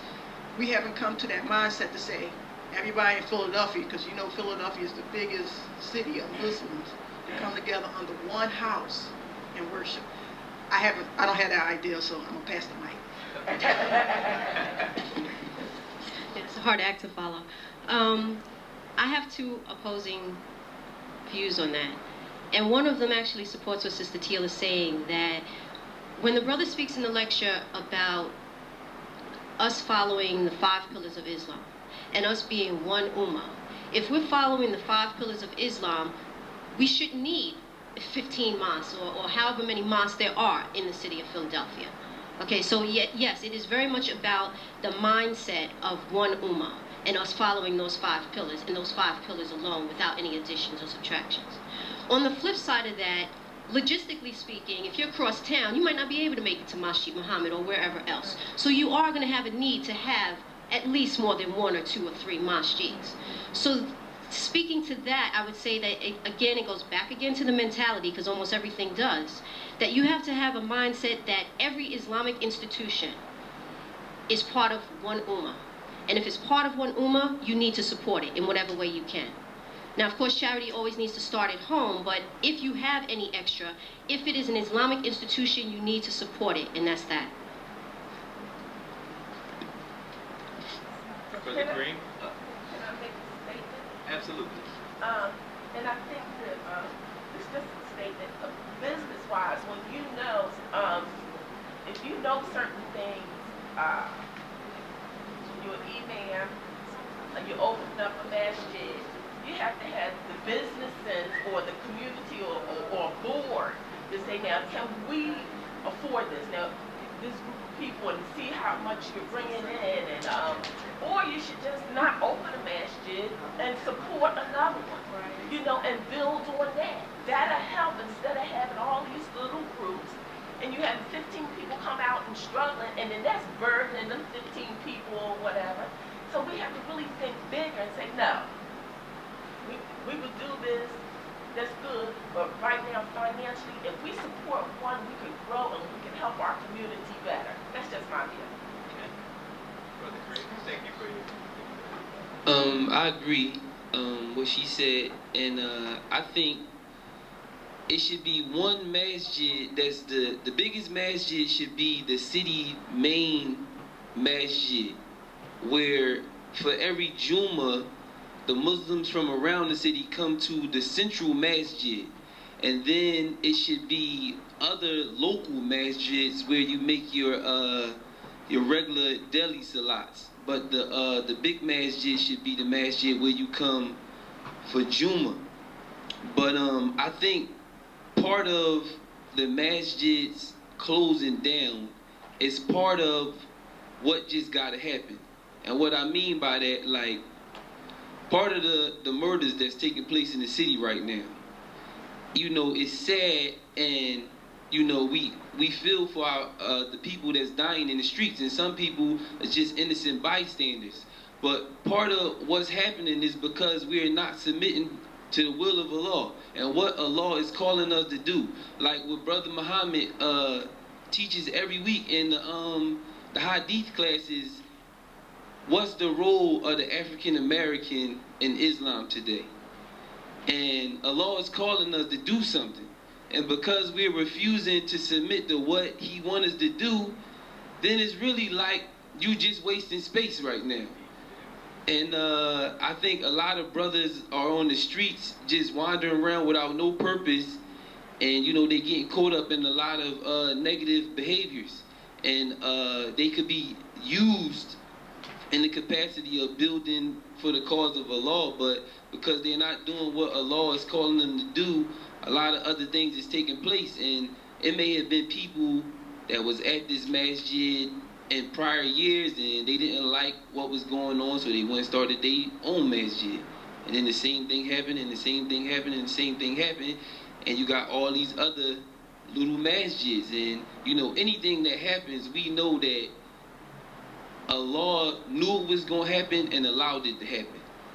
So I guess to some extent we just had to submit to His will, but you know, just be conscious of what's going on around us. Okay. And Brother Jerry, would you like to elaborate on that?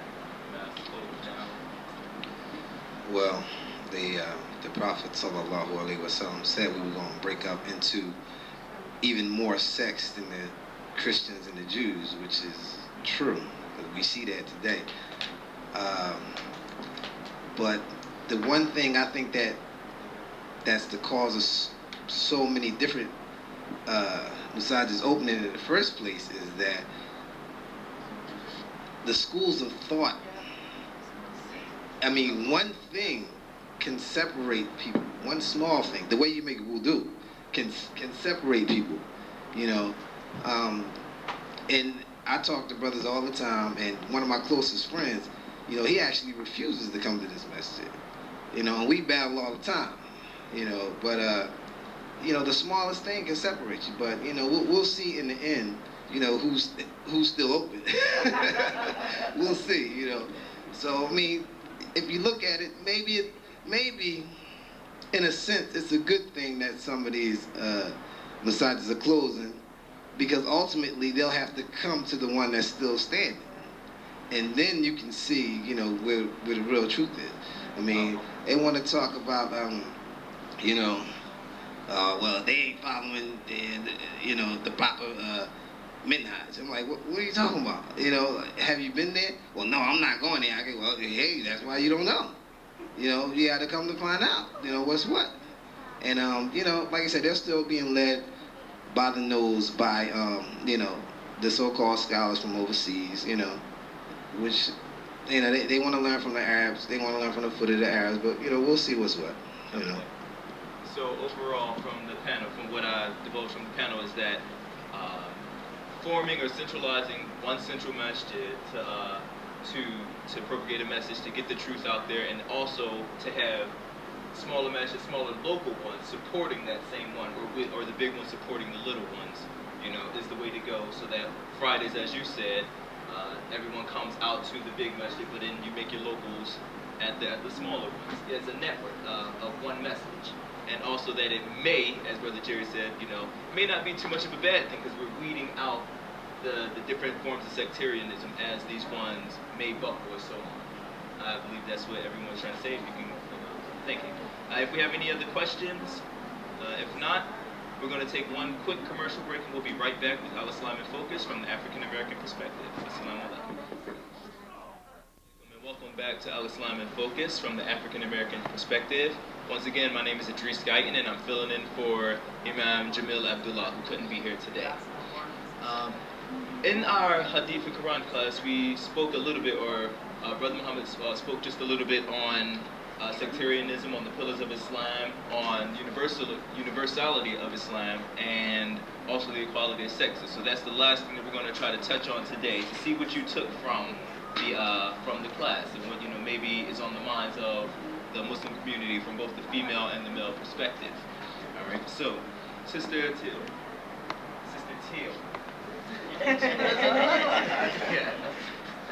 What are the five pillars of Islam? One, believe that there is one God, the Salat, the Zakat, the Hajj, and Ramadan. Making the Hajj begin, yes. If you can, in your lifetime. Okay.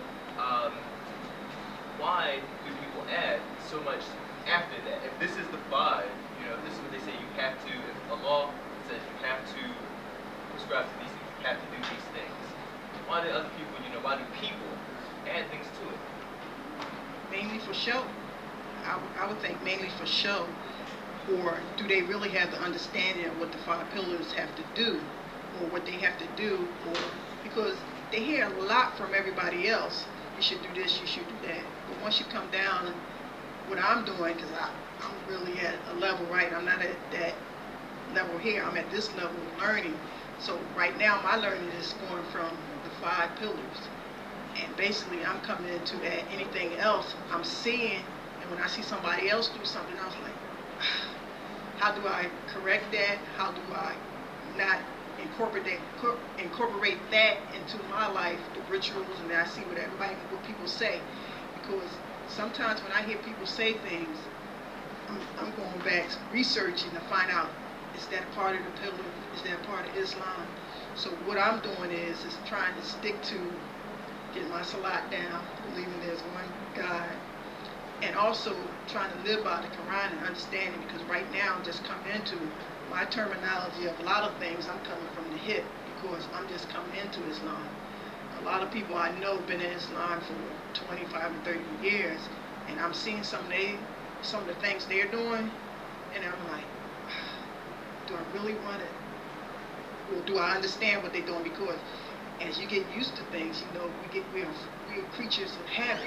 So what I'm trying to do is just learn the basic of Islam, and five pillars is probably the best start for me, because I don't have the understanding as everybody else who's been in 25, 30 years. So I'm looking at some of the things they're doing, I'm like, okay. And I come back to my Quran, Hadith, and what I'm understanding. Well, as a Muslim giving advice to another Muslim, I would say that you said that the five pillars of Islam should be, you know, a start for you. I think that to make sure that you're on the right path, it should be the only start. And for those of you who weren't here earlier to see the Hadith class, she mentioned, that she was on the first level. What that was the levels of Islam, Iman, and Ihsan. So we'll go into that, just a little bit later. But Sister Tia, I'm sorry, I'm horrible with names as it's coming out. Can you elaborate on why people add divisions or add things into the pillars? Or they say you have to do this as well, in conjunction with what Allah said. Obviously, you have to do this. Why do they do that? That you have to pray this way. I think, well, some of that has to do with the fact that people subscribe to these different schools of thought. And along that line, some people, they don't realize that there are certain things that are more cultural than, they are cultural things. They're not Islamic things. Absolutely. So if you don't separate your culture from Islam, then that's what leads you astray to start following this, that, and the other thing, which really doesn't have any basis in Islam. And sometimes people don't, it's a cultural thing, and it's also like a generational thing. Like, if my parents did this, then I must do that. And sometimes people don't have the strength to realize that whether your parents did it or your grandparents did it or it was done 1,000 years ago, if it's not Islam, you don't do it. That your parents can't do it. Right. So some people don't make that distinction, and that's where they start to go astray. Would you like to comment on the 5 pillars and why people think it's okay to add to that, to suit their own goals, to build?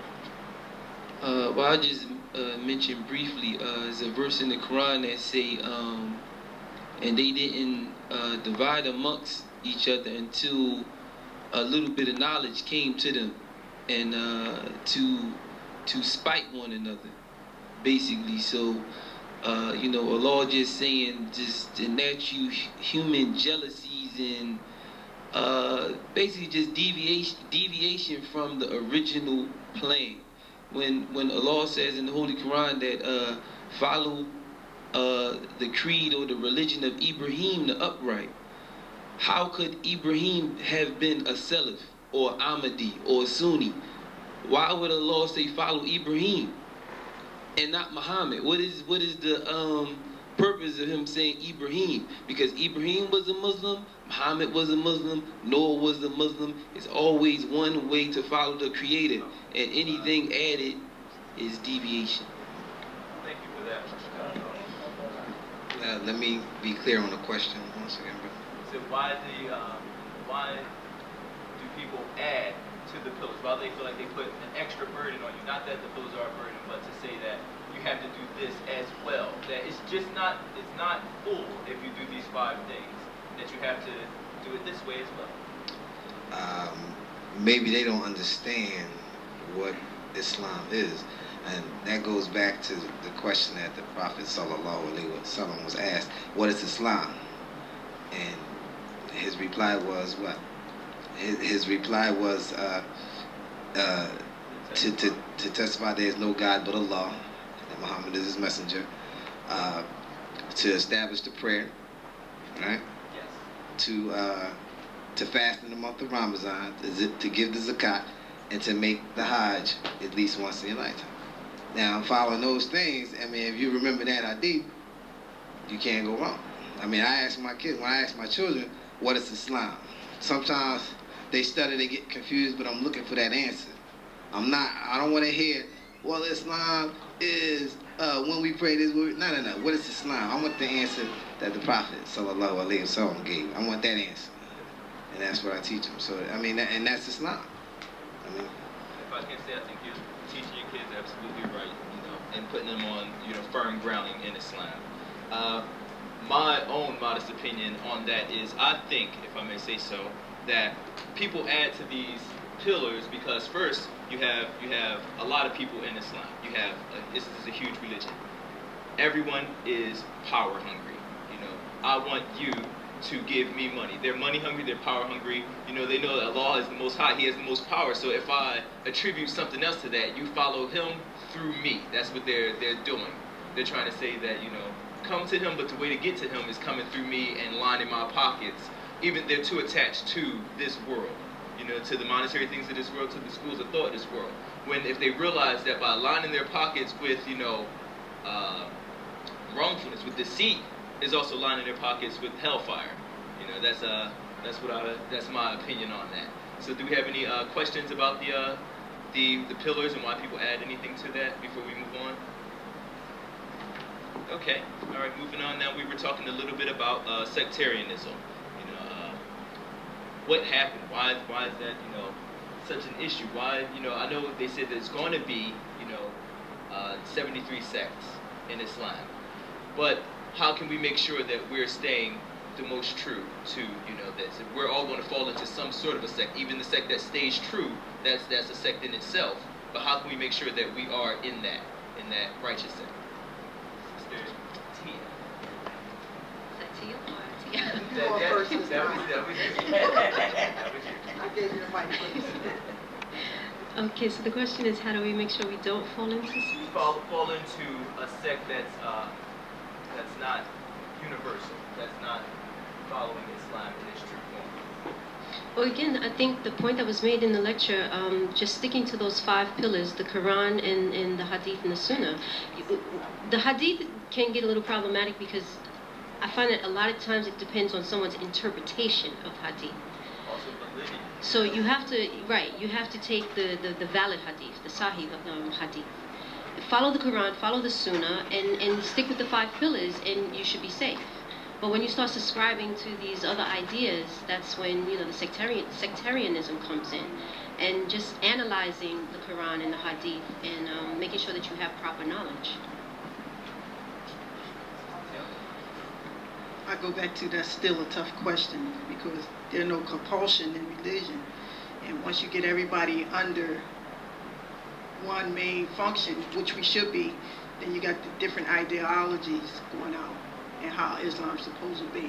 So I'll stick with my comment earlier that once we come together and start thinking, and that will be hard because the Quran, we interpret the Quran differently.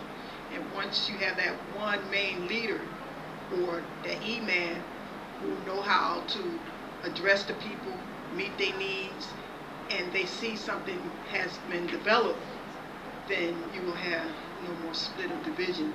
But everybody got to be on the same accord.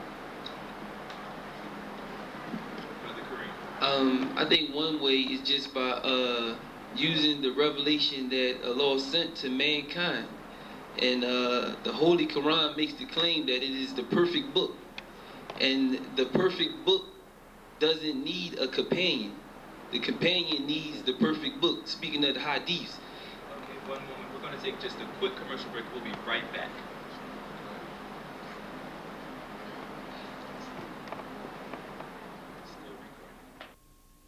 Thank you for joining us with another, episode of Al Islam in Focus from the African American perspective. My name is Idris Guyton, and I enjoy sitting in and moderating for Imam Jamil Abdullah. We hope that you come in next week and every Sunday after that to, meet us and speak with us and hopefully learn the deen and follow Islam as true as we can. Thank you. Assalamu alaikum. Salam. Alhamdulillahi Rabbil Alameen. Rahman Rahim. Maliki Yawmiddin. Iyyaka na'budu wa iyyaka nasta'in. Ihdina as-siratal mustaqim. Siratal ladina an'amta alayhim. Ghayril maghdubi alayhim waladdallin. Amen.